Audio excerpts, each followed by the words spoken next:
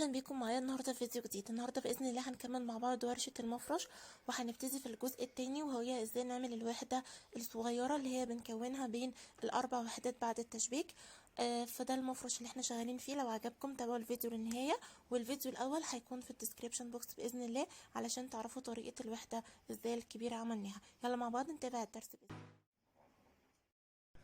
دلوقتي بقى هنبدأ نعمل الوحدة اللي هي في النص. بعد ما خلاص بتعملي الوحدة الكبيرة وتشبكي الأربع وحدات مع بعض، بتعملي بقى وحدة في النص اللي هي دي، شايفينها اللي هي دي. تمام، هنبتدي دلوقتي ادي مثلا ادي الأربعة شبكناهم مع بعض، وهنبتدي نعمل الوحدة اللي هي في النص. هي صغيرة جدا ما بتاخدش وقت خالص. هنبتدي نعمل ايه؟ أول حاجة هتعملي عقدة البداية،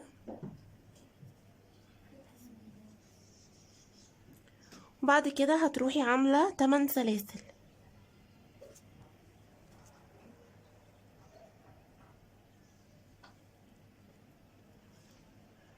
بعد ما هتشتغلي ال8 سلاسل هتقفليهم بمنزلقة في اول سلسلة.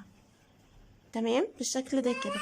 وبعد كده برضو هنرتفع ب8 سلاسل، 1 2 3 4 5 6 7 8.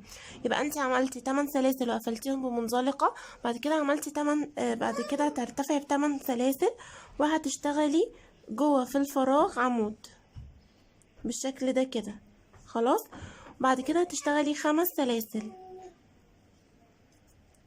وهتشتغلي برضو عمود جوه في الفراغ، وهتكرري الموضوع ده كمان لغاية لما يبقى عندك 8 مجموعات. يعني هتعملي 5 سلاسل وهتشتغلي عمود بلفة واحدة في الفراغ، 5 سلاسل وعمود بلفة واحدة جوه في الفراغ بالشكل ده. هكمل بقى لغاية لما اخلص ال8 مجموعات بتوعي. خلصت ال8 مجموعات بتوعي. عاوزه اقول لكم انكم هتعدوهم، يعني بصوا مش هتحسبوا السلاسل اللي في الاول دي كانها عمود، مش هنحسبها خالص معانا.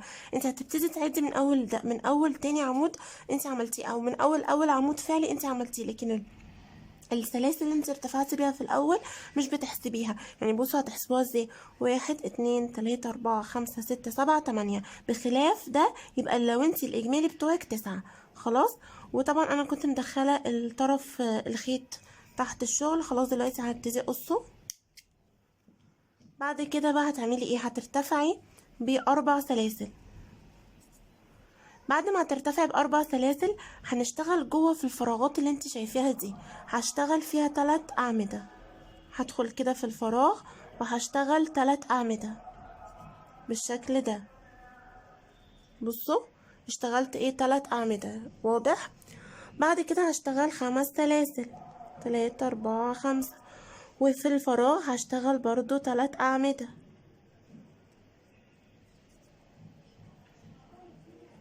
يبقى انت بتشتغلي 3 اعمدة كده، 5 سلاسل 3 اعمدة. هنكمل 5 برضو 3 اعمدة.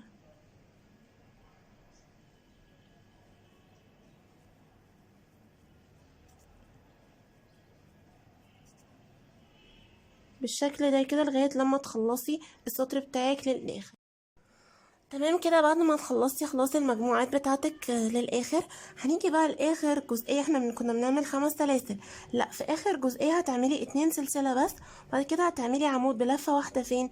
هتعدي كده 1 2 3، وفي رابع غرزه هتدخلي وتعملي عمود بالشكل ده. خلاص، يبقى انت عملتي 2 سلسلة وبعد كده عملتي عمود بلفة واحدة في رابع غرزة. بعد كده هتشتغلي 10 سلاسل، 1 2 3 4 5 6 7 8 9 10، وهتعملي غرزة حشو في الايه، في الفراغ بتاع ال5 سلاسل بالشكل ده كده. وتكرري 1 2 3 4 5 6 7 8 9 10، وتعملي غرزة حشو بالشكل ده كده. تمام، وتكرري لغاية لما توصلي لنهاية السطر. خلصنا كده خلاص الوحدة للآخر اللي هي السلاسل بتاعتك ال10، وكنت بتقفلي في الفراغ بتاع ال5 سلاسل بغرزة حشو. طيب دلوقتي آخر بقى جزئية، شايفين النقطة اللي احنا كنا عاملين فيها العمود دي؟ هي دي اللي هندخل فيها ونعمل غرزة حشو، او نعمل منزلقة. هنعمل منزلقة لان كده خلاص انت بتنهي السطر بتاعك. بصوا هي شكلها كده تمام. اخر بقى سطر في الوحدة دي، علشان السطر ده وانت شغالة فيه خلاص هتبتدي تشبكي او تبتدي تحطيها في النص بالمنظر ده كده. هنعمل ايه بقى؟ هتبتدي تعملي 5 غرز حشو. 1 2 3 4 5. وبعد كده هترتفعي ب4 سلاسل. 1 2 3 4 تمام. هتبتدي بقى تجيبي الوحدات بتاعتك. لو انت تلاحظي احنا هنا كنا سايبين 3 و3 و3 و3، يعني كل 3 اهم قصاد بعض. انت هتاخدي اللي في النص عشان يبقى في واحده غرزه بيكو يمين وشمال وانت بتشبكي في اللي في النص. فهتاخدي اللي في النص او في اي واحده، مش شرط خالص، مش فارقه اي يعني اي جنب هتدخلي فيها بالشكل ده كده. خلاص. وتسحبي الخيط منهم الاتنين وتعملي غرزة سلسلة. وبعد كده فين شايفة الغرزة اللي هي بصي هتعدي كده 1 2 3 الرابعة هتدخلي فيها وتعملي غرزة منزلقة. طبعا ما تقلقوش هنكررها تاني مع بعض. وبعد كده هتعملي 3 سلاسل وهترجعي تحت تعملي 5 غرز حشو. ادي 1 2 3 4 عشان بس الخيط نطش.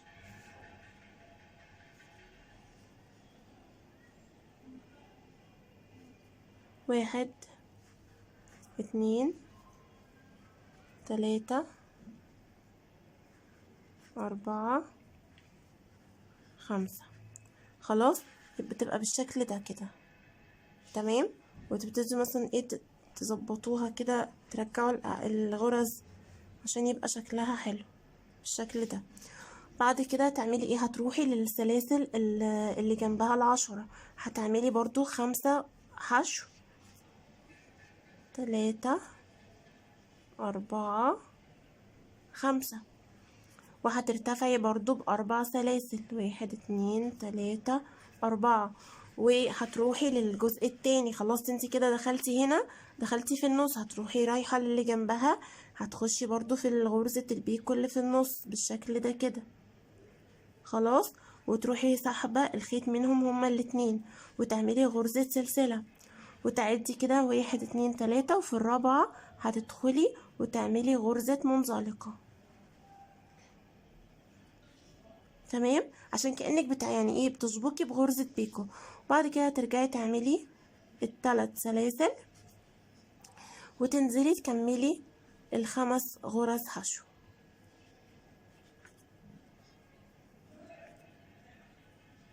4 5.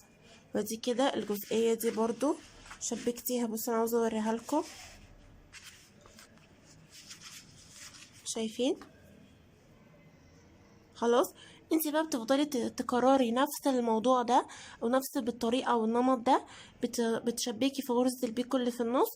يبقى بالاول بتعملي 5 غرز حشو، بعد كده بترتفعي ب4 سلاسل، بتدخلي تشبكي في غرزه البيكو اللي في النص، بتعملي سلسله، بعد كده بتعملي منزلقه في الغرزه رقم 4 وتنزلي ب3 وتكملي ال5 غرز حشو بتوعك. وكده بتنتقلي للمجموعه اللي جنبها وهكذا. بصي في كل يعني هنا هتشبكي اللي في النص وهنا اللي في النص.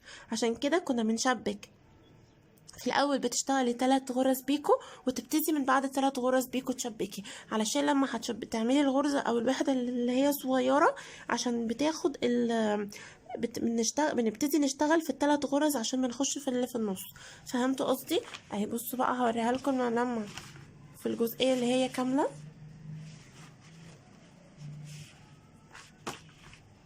اهي بصوا زي ما قلت لكم اخدت كل غرز البيكو اللي في النص وجمعت ال4 وحدات مع بعض بالغرزه دي.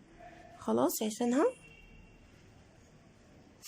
طبعا انتوا كل ما هتشبكوا 4 وحدات او كل ما انتوا شغالين اهو، بصوا في التشبيك مثلا هنا بعد جنب ال4 وحدات حطيت وحدتين، فبقى في فراغ في النص، وهتبتدوا تشتغلوا الوحدة دي، هتبتدوا بقى تعملوها في المفرش كله.